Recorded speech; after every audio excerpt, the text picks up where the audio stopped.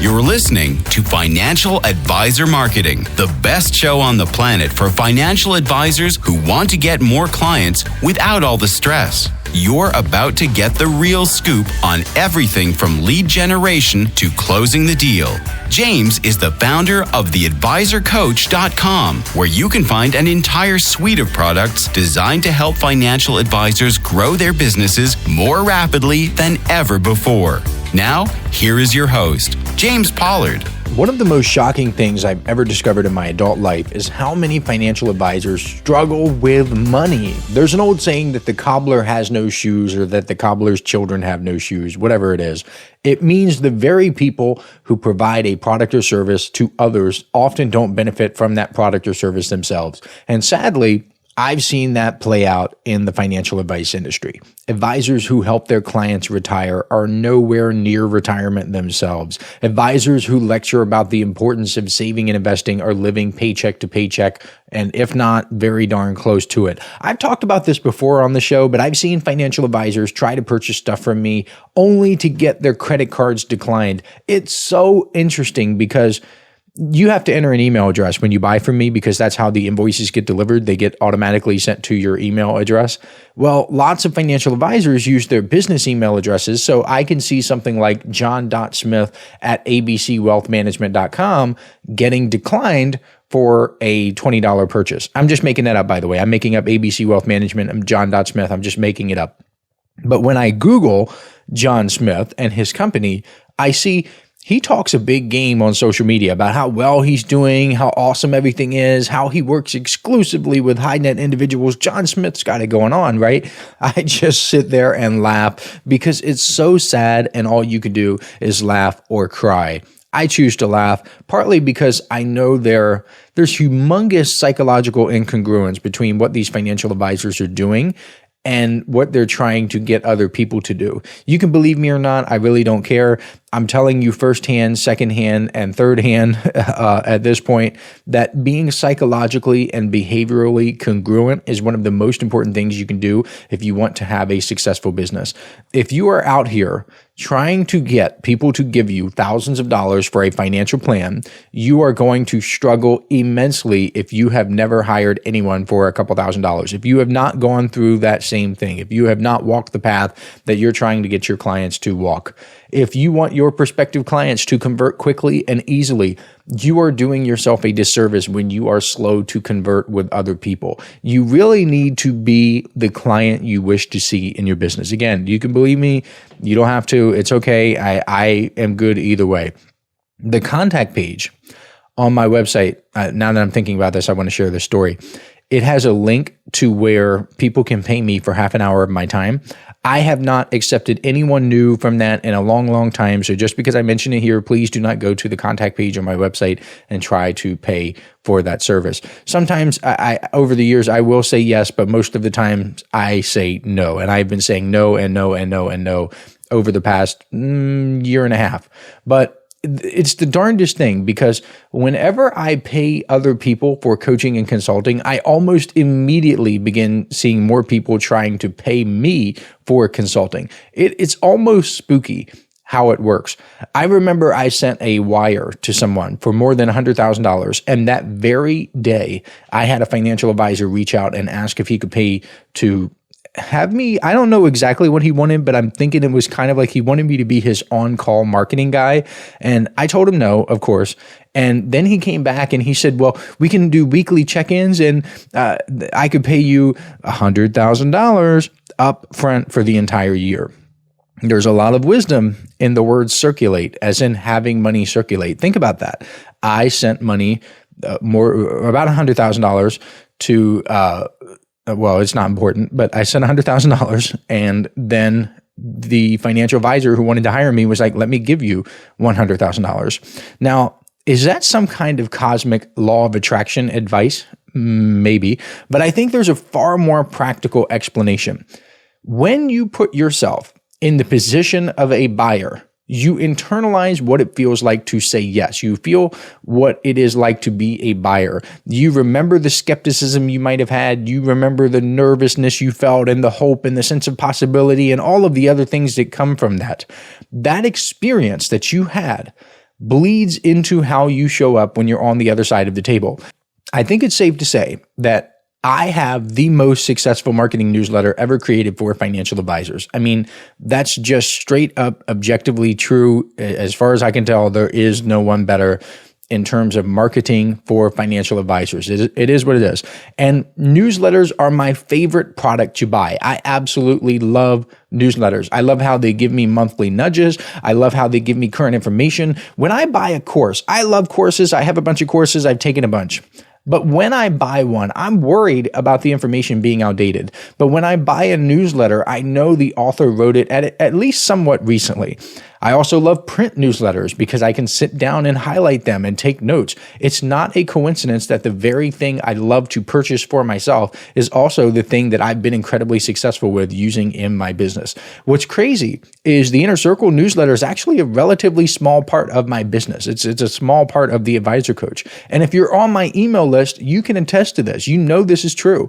You know what I'm saying is the real deal. I plug the Inner Circle in maybe a quarter to a third of my daily emails. So most of the time, I'm talking about other things. I'm not even trying to sell the Inner Circle for the majority of the month. But guess what? It works well because I believe I am the type of person I want in my world, as within, so without. That's one of the best ways to force yourself to make more money. Another way to force yourself to make more money is to control your social environment. Everybody knows the old saying that you're the average of the 5 people you spend the most time with. If you hang around 5 millionaires, you're going to be the 6th. If you hang around 5 losers, you're going to be the 6th loser in the group. Jim Rohn made that saying famous, if you didn't know. Jim Rohn was the guy who started saying that. And what is interesting is, back when Jim Rohn was speaking about being the average of the 5 people you hang around, the internet wasn't a thing. Social media wasn't a thing. Now you have 2 environments.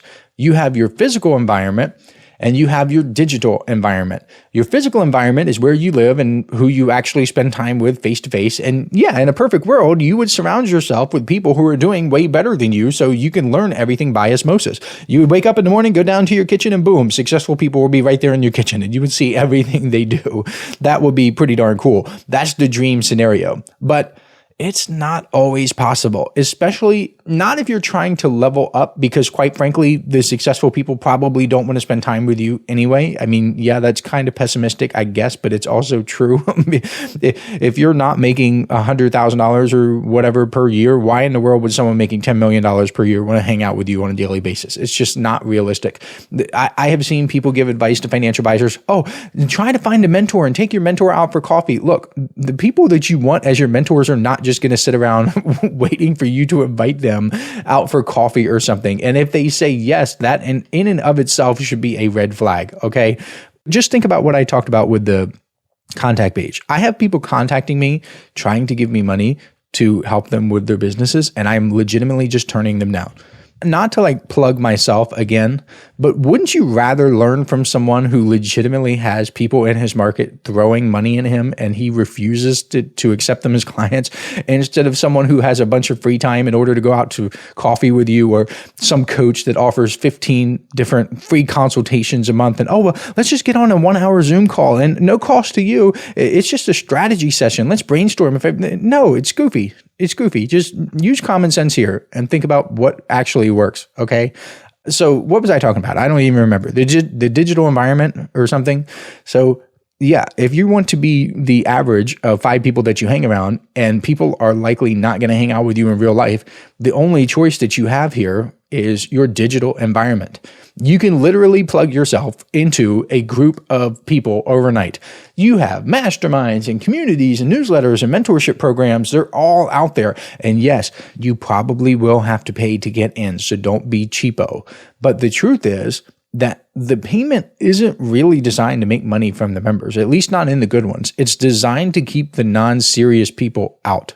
When I first did this, I was really nervous. I paid my way into higher level groups and it was insane. I started making far more money by being in those rooms, hearing how those people thought and watching how they made decisions. I think one of the most important things I learned was how these ultra successful people valued their time more than money. That really affected me because you're going to pay for everything in one of two ways. That's the truth. You're going to pay with your time or you're going to pay with money, especially business experience.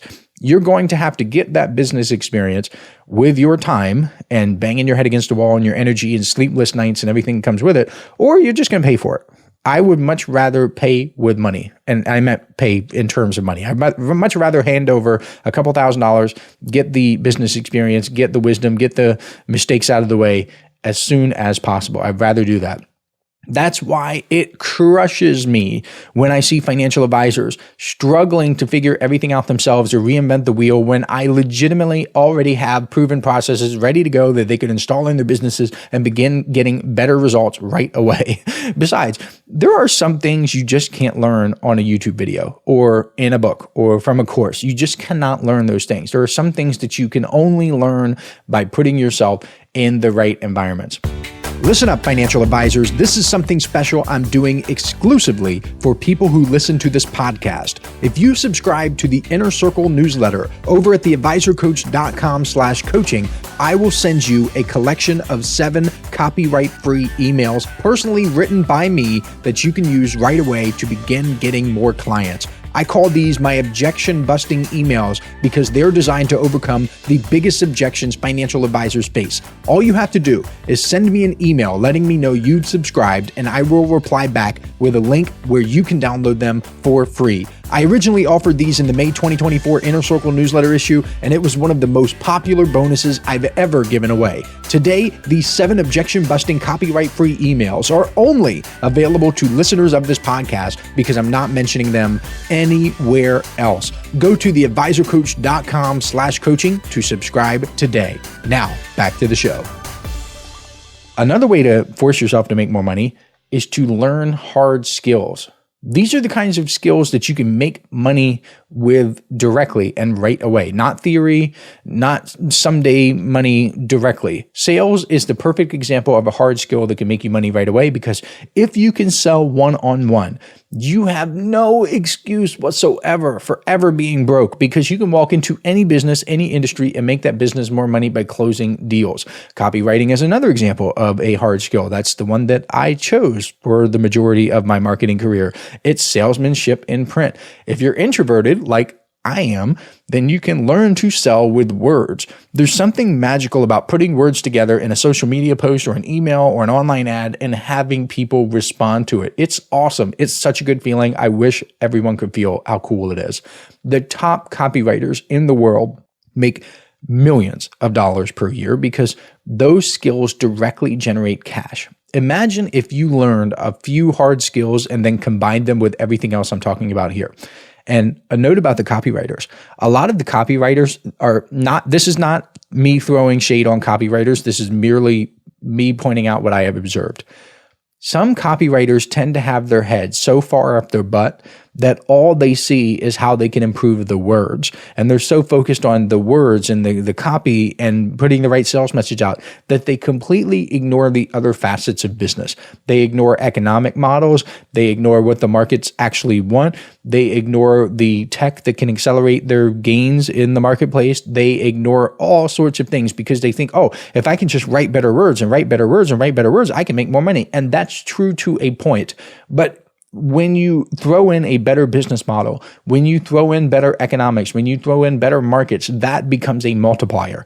So even the ultra successful copywriters that make $1, $2, $3 million per year, if they just applied themselves to learning those other hard skills, they could make $5, $10, $15 million per year.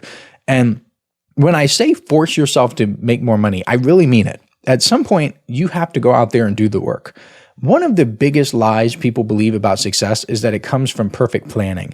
They think if they research enough, read enough books, watch enough YouTube videos, or wait until the timing is right, they'll finally be able to make the money they think they deserve. And that's complete nonsense. Success does not come from planning. It comes from doing. And I don't mean doing a little bit. If you've listened to this podcast episode, you've heard me, or this podcast in the past with all the other episodes, you've heard me talk about how one of the biggest mistakes financial advisors make is simply not doing enough. So I mean doing a lot more. I mean getting your hands dirty, putting in so many reps and moving so fast that you basically collapse the learning curve into a fraction of the time it takes everyone else. Most people hide in preparation. So when you see someone preparing to do something, when you see someone watching a whole bunch of YouTube videos and reading all the books and trying to figure everything out for himself or herself, that person is really just hiding. When those people hide, they think they're being productive because they're learning and they're studying and they're getting ready. But what they're really doing is avoiding the discomfort of execution. It feels safe to highlight in a book. It feels safe to take notes from a podcast episode. It feels safe to make another spreadsheet, watch another video, but it's fake. It's fake safety because the clock is still ticking. Your life is running out and no real results are being produced. You've got to understand every minute you spend, quote unquote, preparing instead of executing is a minute you're robbing yourself of real progress. Preparation feels good. It feels good to hide because there's no real risk. Execution, when you're actually out there doing stuff and putting in the work, that feels scary because there's a chance you're going to fail. But failure is the only way you actually get better, or at least risking failure. You only get better by doing the reps. Think about athletes. You don't become a great basketball player by watching film of Michael Jordan. Sure, you might improve. You might connect a few dots here and there. I'm not arguing that. You could definitely improve by watching film, but you really become great. You achieve greatness by taking 10,000 shots in the gym. You don't become a world-class boxer by reading about left hooks. You become great by throwing punches until your knuckles bleed. Business works exactly the same way. If you're running advertisements, don't test 3 headlines and pat yourself on the back. Test 30. Push the system. Get so much data that it becomes impossible not to learn. If you're writing copy, don't obsess over 1 email for a week. Write 10 in a single sitting. Put yourself at your desk, open your Word document or your Google Doc or whatever it is that you use, and don't move your bottom. Don't even twitch those buttocks until you get 10 emails written. Don't move a muscle except your fingers and your hands on the keyboard. Then track which email or emails pulls in the most response. That's how you get better at writing emails, not by tweaking 1 sentence every 7 days. Sometimes financial advisors will reach out to me and ask what they should be doing in their business as if they just don't have a clue. They're just sitting on a couch somewhere wondering, gee, what do? I have no idea. The answer is almost always some form of getting reps in with prospective clients. In other words, how many people have been exposed to your message in the past 7 days? How many people have you talked with? How many people have read your content or watched your videos? However you're doing your marketing, okay? How many people are seeing the stuff that you're doing? I promise you it is a number. It is a quantifiable number. Even if you can't exactly quantify it, it exists, and it's up to you to find it and improve it, or at least get an idea of what it is. You don't have to be smarter than other people to win. You just have to outrep them. Most people spread their learning over like 3 years when it really should take 3 months or 6 months. They dabble, they test a little bit here, a little bit there, they take breaks, they overthink. But if you compress those 3 years of learning into 3 months, you're going to be so far ahead. It's going to be insane. And you can do it by ramping up the intensity.